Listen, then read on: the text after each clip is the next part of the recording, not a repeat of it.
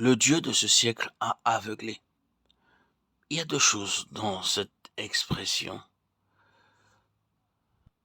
Premièrement, cet aveuglement n'est pas, après tout, seulement naturel.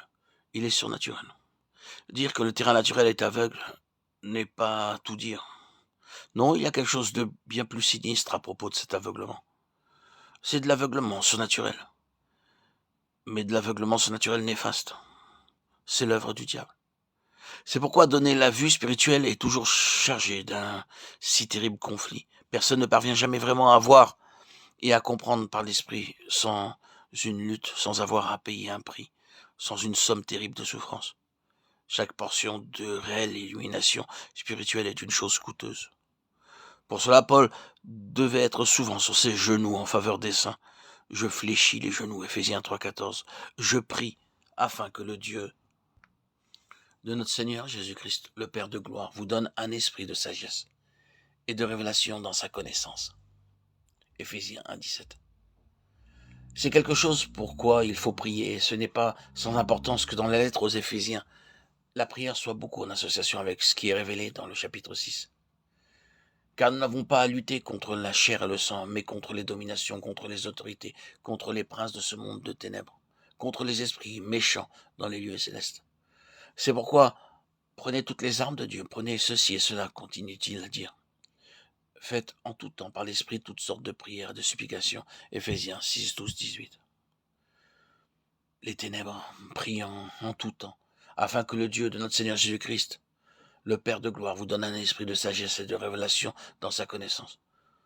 Tout est de même nature.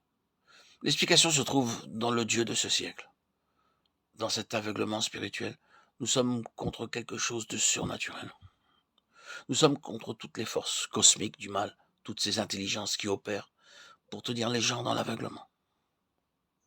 Avoir la vraie vue spirituelle n'est pas une petite chose. Cela représente une puissante victoire. La vue spirituelle ne va pas venir à vous juste en vous asseyant passivement et en attendant qu'elle arrive. Il doit y avoir un exercice.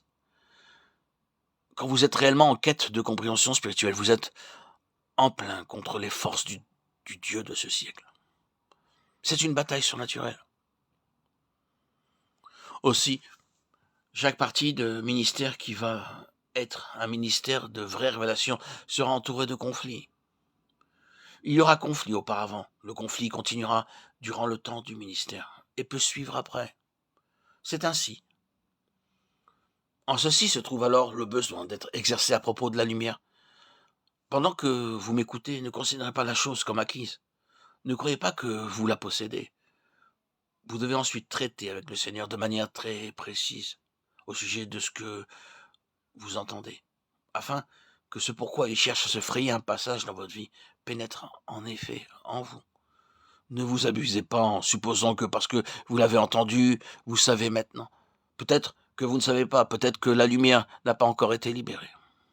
Une bataille pourrait être nécessaire à ce sujet, si seulement nous savions.